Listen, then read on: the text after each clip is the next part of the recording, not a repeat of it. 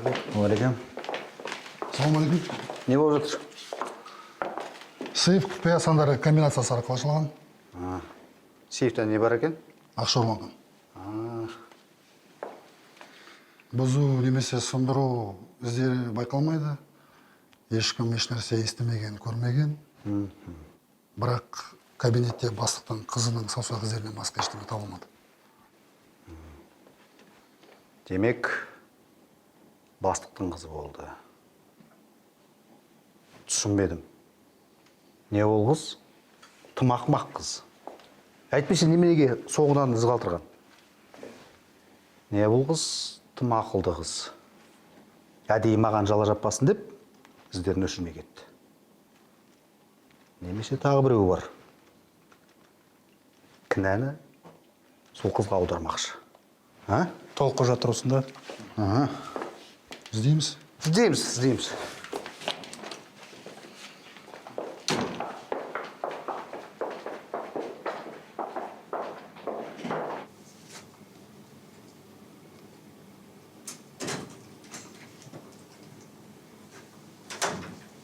Айсұлу. Сәлеметсіздер. Танысып қой. Рауан, істі жүргізетін азамат. Айсұлу. Тоқтасының қызы ба? Иә. Әкем қайда? Ол менің бөлмемде. Ардастырмай қойық, тергеу жүріп жатыр ғой. Бүгінгі күнді қойыңыз, өзіңіздің қолыңызды қойыңыз.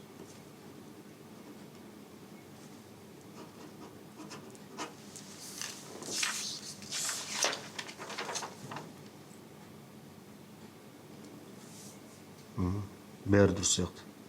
Мен бір минутқа шығып келейін. Жақсы. Иә, қазір.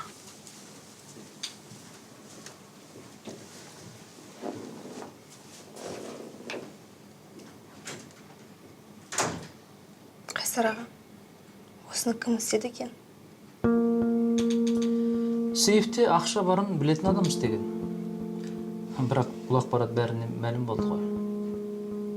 Масқара. Енді не болады? Іс жүріп жатыр. Тоқтасының мүлкі қолды болды. Демек, олар менің меншігіме де қол салды деген сөз. Біз енді серіктеспіз ғой. Арыз жазып қалдырып кеттім. Әліптің артын бағайық.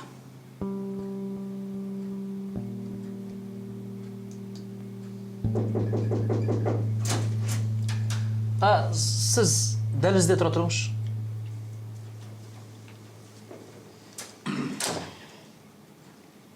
Біздің оларға беретін ақшамыз жоқ қой. Енді дүкенді тартып алады ма? Айсұлу, ойымда ма? Кеше сен қолыңнан келген барлығын жасадың. Енді мен бүгін талпынып көрейін. Қарыз берушімен сөйлесейін. Сен Тоқтасынға қарап қой.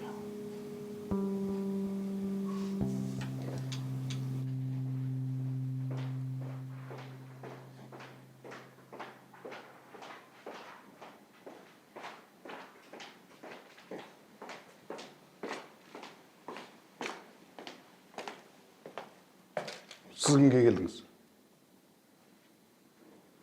Маған айтып тұрсыз ба? Иә. Қайсарға? Ал сіз оған кім боласыз? Түсінбедім. Сіз мені тергеп тұрсыз ба? Жоқ. Бірақ кездесерміз. Мүмкін.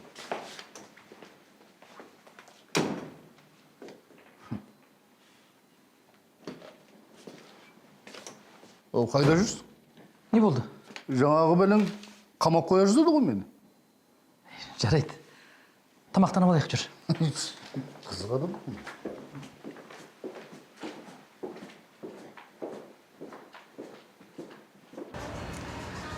Дүкен бұйыртса, біздің еншімізде. Жеңіс үшін. Айтпақшы Айсұлудың жағдайы қалай? Әбден қайғырып жатыр. Шынымды айтсам, бұл қызға қатты жаным ашып отыр. Айсұлу өте мықты қыз. Мен оған тәнтімін. Есіңе түсірші. Өзің 20 жаста қандай болдың? Есіңде ме? Ал бұл қыз қандай? Бұл кішкентай сұлу. Бізден де мықты ма деп қалды. Жеңуге бір-ақ қадам қалды. Негізі мықты қыз. Әй, шіркін жұбайың сондай болмағасын. Қой, мен кетейін. Бұл күн ауыр күн болатын сияқты. Қайсар, сен қайда жиналдың? Ақша қайда? Сен өзі бөлісуді ұмыттың ғой деймін. Іс қаралып жатыр. Көреміз.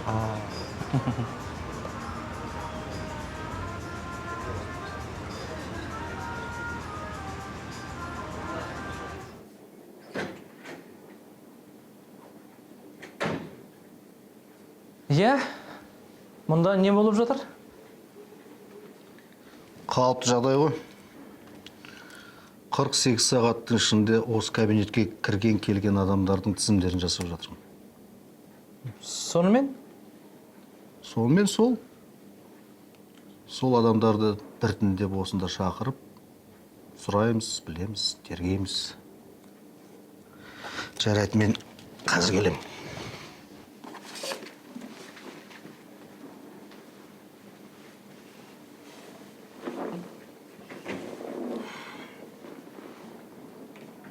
Қайсар аға, қарыз берушілер не дейді?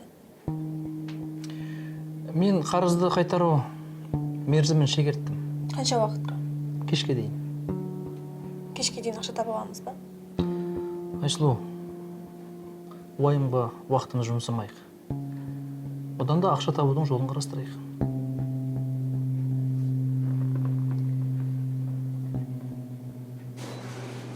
Майра? Майра? Не? Не істеп жатырсың? Мына жақты реттеп жатырмын. Сен естідің ба? Иә, естідім. Ойбай, масқара. Қайта Құдай сақтап, адамдардың аман қалғанын айтсашы. Кім ұрлады екен, иә? Мен білмемін. Кім? Кеше мына жаққа бір әдемі әйел келіп еді ғой? Әйел дейсің ба? Иә. Сіз қашаннан бері әйелге назар аударатын боласыз?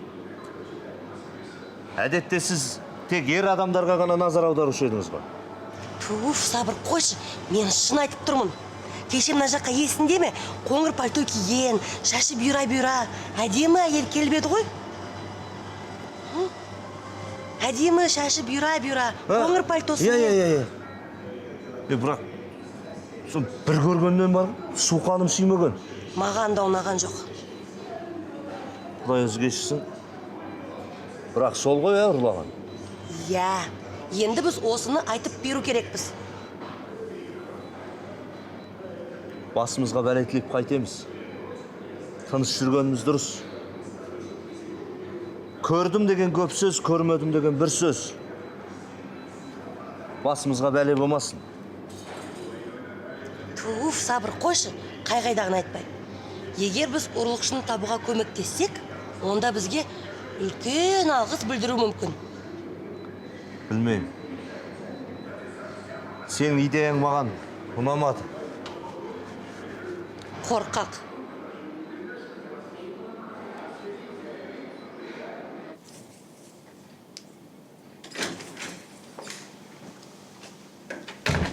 Ал, бастаймыз ба? Иә. Айсұлу, тоқтасынға барасың ба? Иә.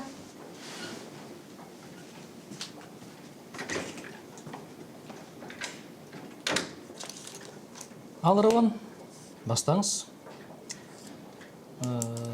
Мен де күдіктілердің тізімінде бармын ғой. Барсыз. Ал, кірсейік. Енді Қайсар сізге қояр сұрағым көп емес. Қойыңыз. Әдеттегі сол сұрақ қой. Кешкі сағат 10-нан бастап, таңғы сағат 3-ке дейін қайда болдыңыз? Мен түнгі 12-ге дейін жұмыста болдым.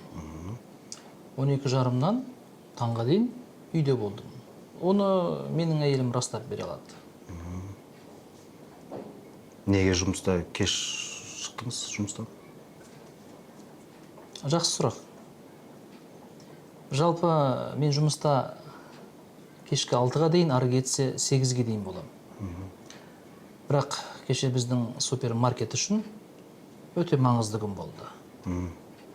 Ол күн несімен маңызды болды сонша? Менің серіктесім Тоқтасын екеуміз Әлгі сал болып қалған кісі ғой? дәл солай. Кредит алғанбыз. Оны дер кезінде өкінішке орай қайтара алмадық. Қарыз берушілер бізді сотқа берді.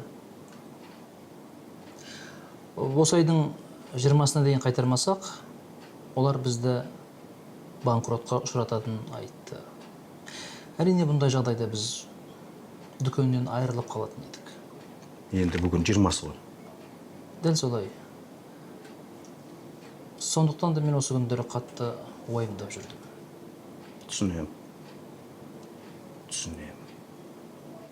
Сөйтіп жұмыста кешті батырып жүрдім. Түсінікті Қайсар. Ақшаны сіз ұрлады деп айтуға ешқандай негіз жоқ. Бірақ Не бірақ? бұл сандырақ болып көрінетін шығар. Дегенмен де мен барлық жағдайларды қарастыруым керек. Әрине. Ал егер де сіз қарыз берушімен келісім жасап алған болсаңыз,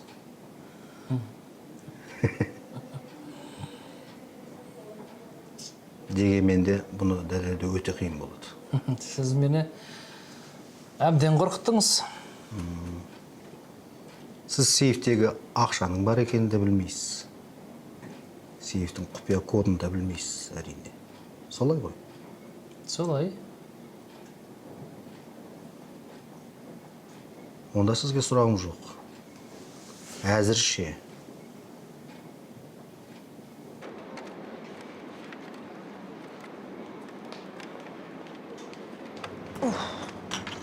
Сәлеметсіз апа. Амансың ба айналайын? Тағы да ұлыңыз дүкенге жіберді ме? Ай, тағы да оның жұмысынан қолы тимеді. Солай ма? Есіктің алдындағы полицейлерді көрдіңіз бе? Иә, не болды? Болғанды сұрамаңыз. Кеше түнде біреу аптада жиналған табыстың барлығын ұрлап кетті ғой. Не дейік? Шын ба? Иә, шын айтам. Ал мен болсам, кім алғанын да біліп тұрмын. Айналайын, кім алғанын білсең, айтпайсың ба? Қазір жұмыстан кішкене қолым босасын, барам да айтам. Сыйақымды қайда жұмсасам екен, Дереу барам да автокөлік сатып алам. Сыйақы береді деп ойлайсың ба? Әрине береді. Мен оларға көмектеспеймін бе? Сәттілік тілеймін айналайын. Рахмет. Сізден 1500 теңге. Қайда кетті 2000? Айналайын. Мінекейіңіз. Ұлыңызға сәлем айта барыңыз. Менің көлігіме байғаз дайындай берсін. Міндетті түрде айтам айналайын. Сау бол. Сау болыңыз. Ай, Құдайым-ай, Құдайым-ай.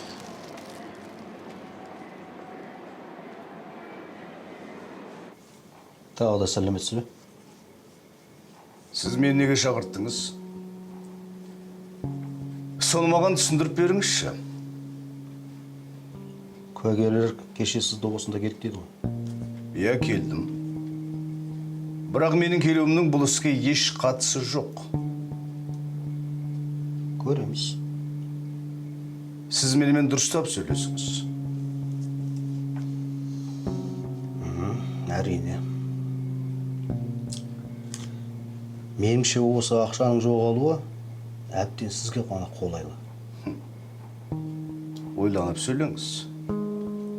Бұл ақша таңғы сағат 9-да 10-сызда менікі болушы еді. Ал егер бұл ақша қайтпаса, онда не болар еді? Түсінбедім. Не дедіңіз? Сіз мені жақсы түсініп тұрсыз. Ақша қайтпаған жағдайда сіз осы дүкенді алып алар едіңіз. Иә. Бірақ олар қарызын қайтармақ болды. Қалай десеңіз де ол дүкен менің еншіме өтпес еді. Өкінішті, ә? Бірақ екеуміз бір қиялдап көрейікші. Жарайды. Осы дүкенде қомақты қаржыда сіздікі болса ше? Ох. Бұл идеяңызды бұрын соңды неге айтпағансыз? Тағы да бір ой келіп тұр. Айта беріңіз, айта беріңіз. Серіктестердің біреуімен сыбайласы. Өте қызық Сонымен сіз осында күнде келіп, ақшаның жиналғанына көзіңіз жетіп тұрады. Қарыз алушылардың ақша жинап жатқанын көріп, қатты уайымдайсыз. Күн демей, түн демей, осы ақшаның қалай ғана көзін құртуын амалдап ойлап жүресіз. Сөйтіп мерзімі жеткен кезде ақша әп-сәтте жоқ болып кетеді. Браво. Сізге бар ғой, фантастикалық жанрда бір керемет бір кітап жазу керек. Ол да болар бір күні. Сіз боссыз. Мен түсінбедім, сонда менің қатысым қанша? Сіз кеше осында келіпсіз ғой. Мен мұнда күнде келем. Мен де соны айтам. Сіз неге келесіз деп сұрамайсыз ба? Сейфте қанша ақша жиналғанын білу үшін келесіз. Мынауыңыз күлкілі екен. Мен мұнда Айсұлуды көріп кету үшін келем. Ол қыз маған ұнайды. Сіз оны көрдіңіз ғой? Әрине.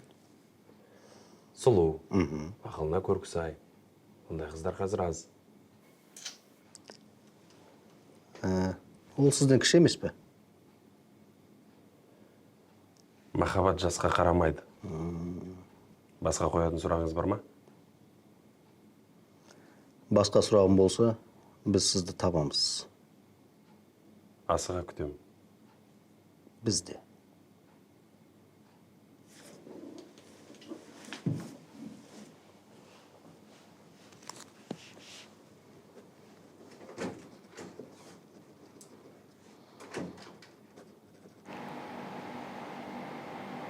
Осы әйелдерді түсінбейсің.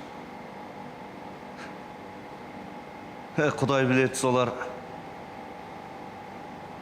өздері түсінбейтін шығар. Аға, тезірек болыңыз. Шын ниетіңді білдіресің. Ықылас сезіміңді білдіресің. Ал олар сенен теріс айналады. Кел, көтер.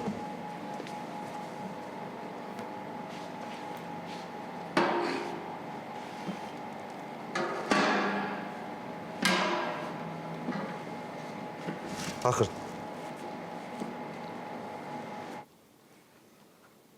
Ақшаны ұрлаған кісіні мен білемін. Айтып беріңіз. Мен ол кісінің есімін білмеймін. Бірақ ол әйел біздің дүкенге күнде келіп тұратын. Менен әр нәрсені сұрап жүретін. Өзі сондай бір түрлі адам. Ұрлықшы сол, оған ешқандай күмән жоқ.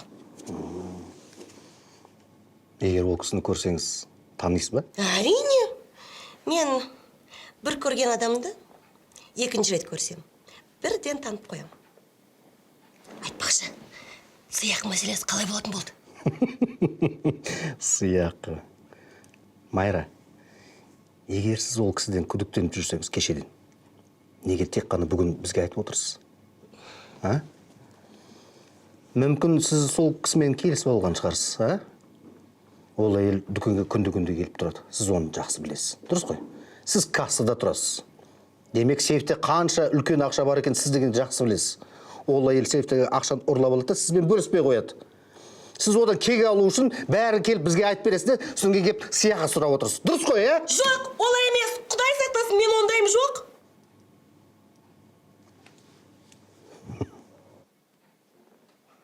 Ол кісі о баста күмәнді болып көрінген. Онда хатты неменеге алдыңыз? Қайдан білейін? Мен оны бірінші рет көріп тұрмын ғой. Өтінген соң ала салдым. Дегенмен мен сізді күдіктілердің тізіміне енгізіп қоямын.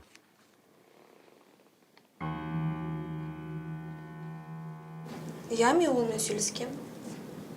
Не туралы? Әртүрлі тақырыптарда. Ол менің құрбым. Құрбыңыздың жасы сізден 2 есе үлкен. Қызық емес пе? Оны тұрған не бар? Ол жақсы кісі. Қашаннан бері доссыздар? Бірнеше күн болды. Аяқ астынан құрбыңыз пайда болады да, сол сәтте ақша жоғалады. Жоқ, ол ұры емес. Қалай таныстыңыздар? Есімде жоқ. Ол маған хат беріп жіберді. Хатты кім арқылы берді?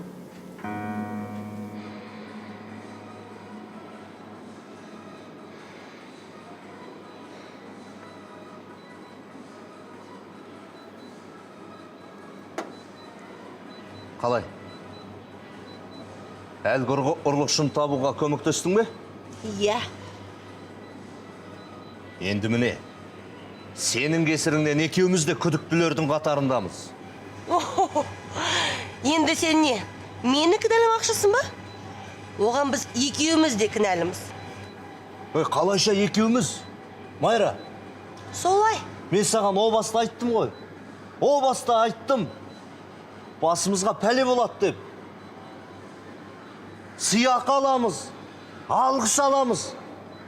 Ал алғыс. Сен қорқақ болған соң өзім айтам деп шештім. Өмір бойы қорқасында жүресің. Жігерсізсің. Сондықтан да өмір бойы жүк тасушы болып жүрсің. Мүмкін сен ақшаны өзің ұрлап алып, енді айтуға қорқып тұрған шығарсың, а? Ал сен жеңілтексің. Ақша мен еркектерден өзге еш нәрсені ойламайсың сен. Солай ма? Дәл солай. Солай ма? Солай. Ендеше, мен сені көргім келмейді. Жолама маған, аулақ жүр. Бұдан былай, мен үшін сен жоқсың. Кетші.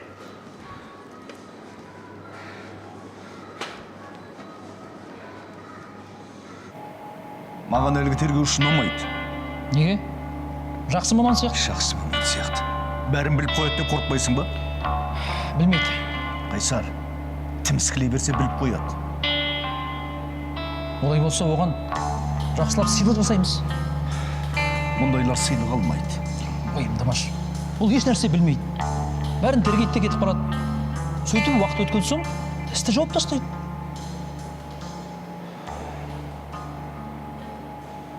Иә, мен кеше әдеттегіден ертерек кетіп қалдым. Не болды? Не болғаны мүмкін сен маған айтарсың? Түсінбедім. Сіз нені меңзеп тұрсыз? Мен еш нәрсе меңзеп тұрғаным жоқ. Ойланып отырмын. Сен осы кабинетте күнде отырасың. Тоқтасын сенен басқа ешкім түсінбейді. Науқастың қасында сен отыруың керек. Бірақ не екені белгісіз, сен сол күні Тоқтасын тастап, ерте қашып кеттің. Мен қашып кеткен жоқпын. Мен Америкаға кетпекшімін. Соған визамды жасату үшін құжаттарды дайындауға кеттім. Жалпы менің анау-мынауға уақытым жоқ, аға. Жылдамдатыңызшы, бітіретін шаруаларым бар. Қарай көр. Сен әдеттегіден жұмыстан ерте кетіп қаласың. Сол сәтте ақша ұрланады. Е? Әп сәтте Америкаға виза жасап үлгересің. Қызық, ә? Мен алған жоқпын ақшаны. Иә. Оған қоса сен сейфте ақша бар екен жақсы білесің. Тоқтасынан құпия сандарды біліп алып, түнде келіп, ұрлап бүкіл шаруаны бітірген шығарсың. Мен түнде келген жоқпын. Солай ма? Ал мен куәгерлерім айтады, түнгі сағат 11:30-да осында келгеніңді айтады. Иә. Айтпақшы мен келгем. Бірақ мен ешқандай ақшаны алған жоқпын. Сен басқа еш нәрсе ұмытып тұрған жоқсың ба?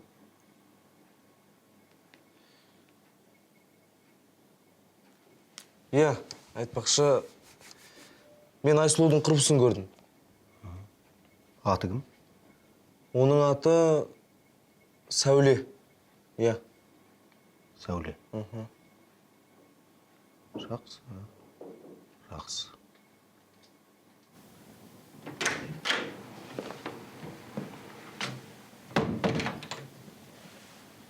Ұйықтап жатыр ма?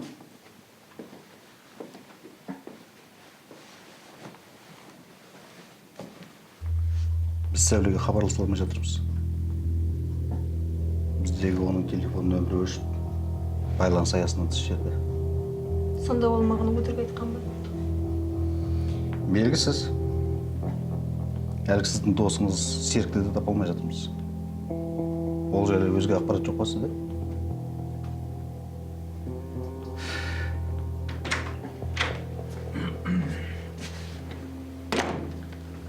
Жағдайларыңыз қалай? Жұмыс жүріп жатыр.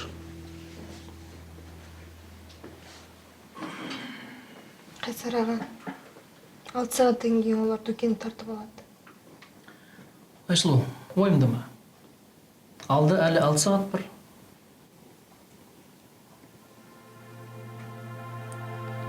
Әкем ұрлықшыны көрген шығар.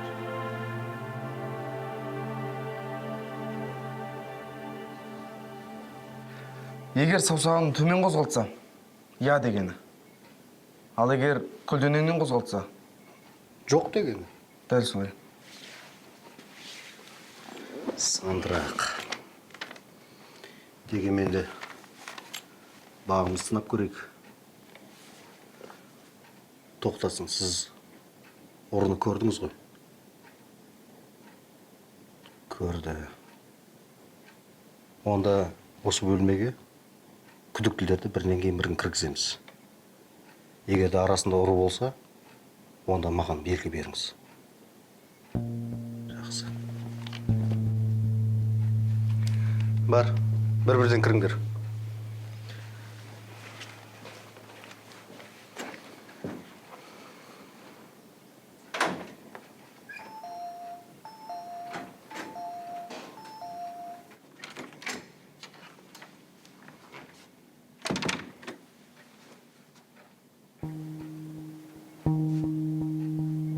Келесі.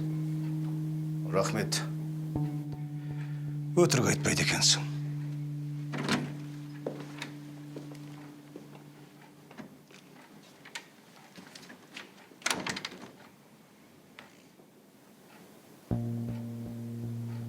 Келесі.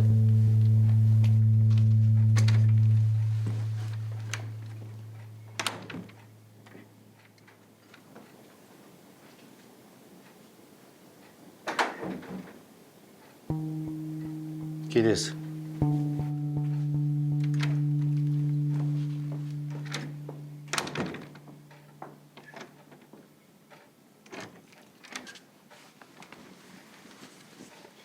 Мынау кім тағы? Келесі.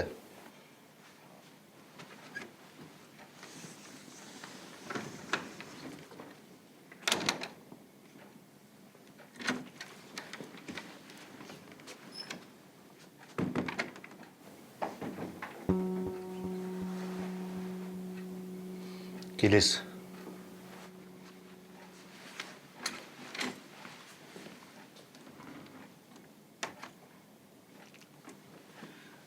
Міне, өзі де келді. Мен саған сеніп жүрсем, сен сейфтің кодын білдің. Егер мен қазір айтсам, Айсұлуға маза бермейсің. Келесі.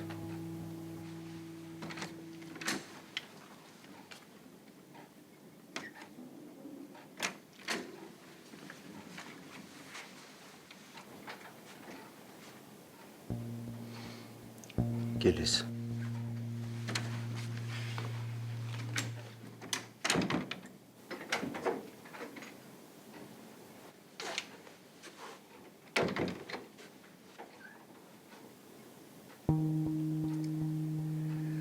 Болды. Бәріңізге рахмет.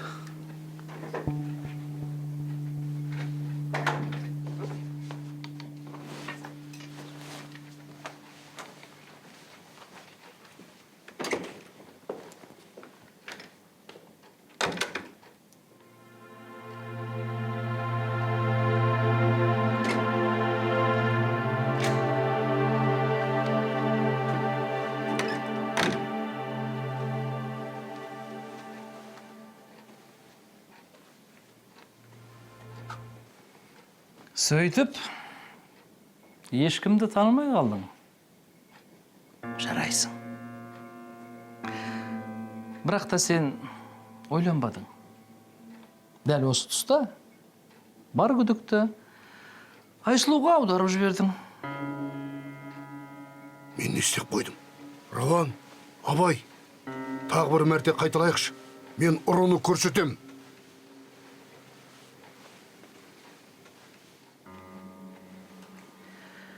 Шындықты айту керек еді. Шындықты. Абай,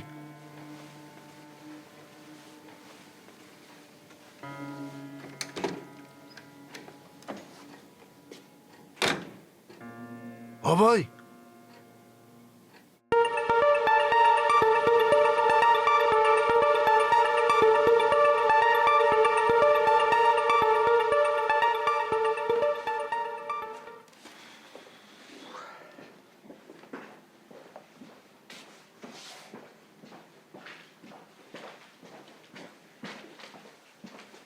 Айтпақшы есіме түсті. Кеше осында дәрігер келген. Қандай дәрігер? Иә. Мен кеше келіп науқасты қарап шықтым. Сол ғана ма? Кәдімгі күнделікті жұмысым ғой. Онда сіз Сейфті байқаған шығарсыз? Жоқ, мен жан-жағыма қараған жоқпын. Өзіңізден басқа осы кабинетте кім болды? Мен Тоқтасын және Абай. Тағы да Абай. Жарайды. Рахмет, сіз боссыз.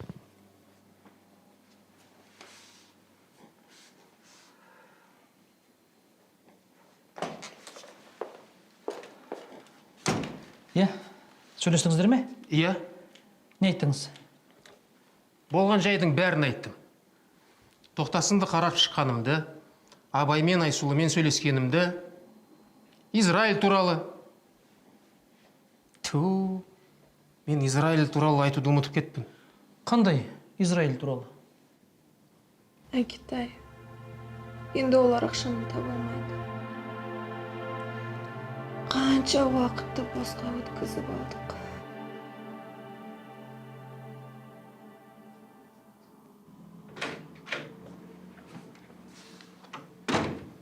Айсар аға.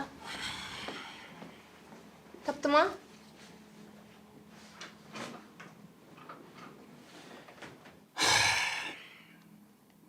Ақшаны өзің алсаң, олар оны қайдан тапсын? Не? Басында қалай түсінбегем, ә? Сіз қалжыңдап тұрсыз ба? Қалжың? Қалжың, аха. Бізді тонап кетті. 6 сағаттан кейін дүкенді тартып алады. Мен не, қалжыңдап тұрған адамға ұқсаймын ба? Жоқ, бірақ... Тоқтай тұр. Дүкенді жек көрем деп айтқан өзің емес пе? Дүкенді сақтап қалсаң, әкең ауруынан айығады. Солай ма? Күндіз күлкіні, түнде ұйқыны қойып, қарызды қайтару үшін ақша жинауға кірістің. Кеше дәрігер келіп, Израильде емделуге болатынын айтып кетті. Әрине, сонан соң дүкені құрсын, одан да әкемді емдеп алайын деп шешім қабылдадың. Содан кейін ақша жоқ, міне. Жоқ, Қайсар аға, сіз білесіз ғой, ол олай емес екенін. Мен ақшаны алған жоқпын. Иә, сейфті сенен басқа ешкім аша алмайды. Оның үстіне сейфте сенің саусағыңның ізі қалған. Тоқтасын ұрыны анықтау керек болған кезде ешкімді көрсетпеді. Ол түсінікті нәрсе. Қандай әке өз қызын ұры деп айтады? Қайсар аға, айтпаңыз солай. Мен ұрлықшы емеспін. Сен менің ең жақын досымның қызысың. Тек сол үшін ғана мен арызды қайтып алам. Рахмет, бірақ мен ұрлықшы емеспін. Қысқартшы. Одан да әкеңді алда Израильге ұш. Ақыры ақшаны алған екесің. Оны дұрыстап жұмса.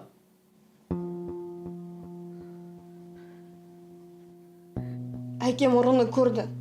ол бәрібір анықталады. Ой, әкеңнің саусағы қозғалатындығын олар іске қалай жапсырады?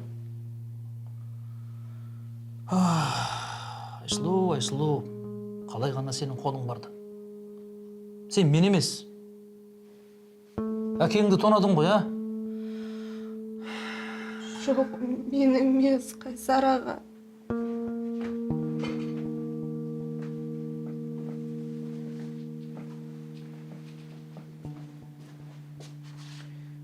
Мен арызды қайтып алам. Бір-екі күн осына тұруға болады. Бірақ одан кейін бұл жерден екеуіңді көрмейтін болайын. Қайсар, мен сені ешқашанда кешірмеймін. Хайуан.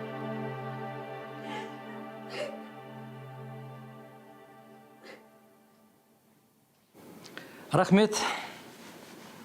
Оқасы жоқ. Бұл соңғы шешіміңіз бе? Иә, соншалықты үлкен сома емес қой. Ең бастысы, дүкеннің жұмысын тоқтатпауымыз керек. Әйтпесе, одан да үлкен сомадан айырылып қалуымыз мүмкін. Өзіңіз білесіз. Бірақ меніңше бір нәрсе дұрыс емес сияқты. Мен адамдарды жақсы танимын. Ол қыздың қолынан бұндай нәрсе келмейді. Ендеше, кім?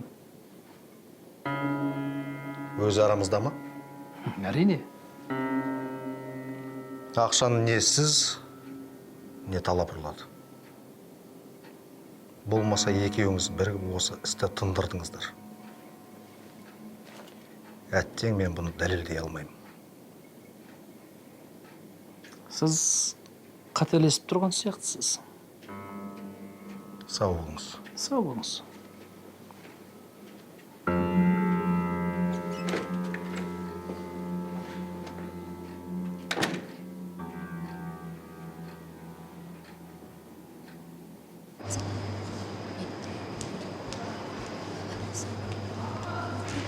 Ажар, тоқташы.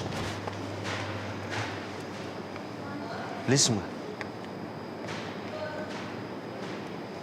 Майра мен ұрсысып қалдым бүгін. Мен артық кеттім. Майра қатты ренжіді ма? Бұл маған ештеңе деген жоқ. Сабыр. Сен жалпы жан-жағыңа дұрыстап қарашы. Майрадан басқа да қыздар көп қой.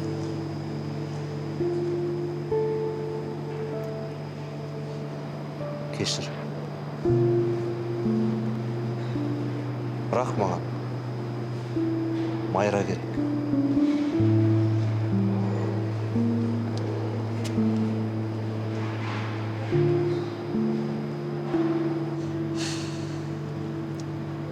Сен осыған сенесің бе? Айсұлудан бұндай шығады деп мен ойламаппын. Я шынымды айтсам, Айсұлудың қол ұрлыққа барады деп мен де сене алмаймын. Айтпақшы, Майра, сен Сабырменен ренжісіп қалдың ба? Қойшы. Осыған не, қатты сөздер айтты ма? Не деді? Я, негізі өзімнен де кінә бар. Сабыр дұрыс айтады. Мен жеңілтекпін. Майра. Қыздар, кеш жарық. Сәлеметсіз бе?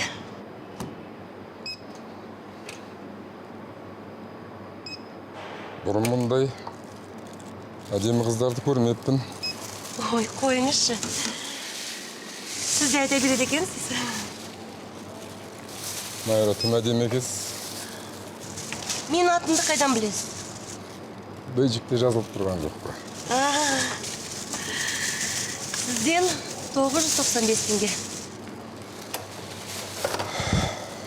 Ертең жұмыстасыз ба? Әрине, мен кассада күнде отырам. Ендеше әлі кездесерміз. Келіп тұрыңыз. Ішегіңізді алыңыз. Рахметіңіз. Сау болыңыз. Оның басы бос.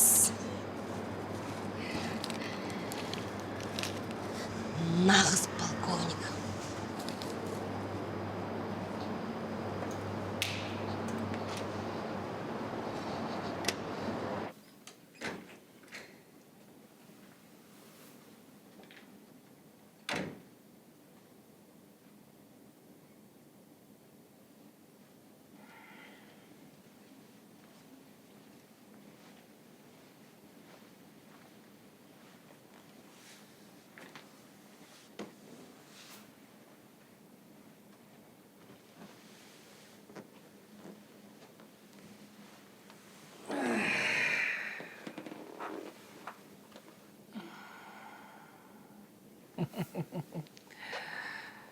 Дегеніме жеттім ау, әйтеуір.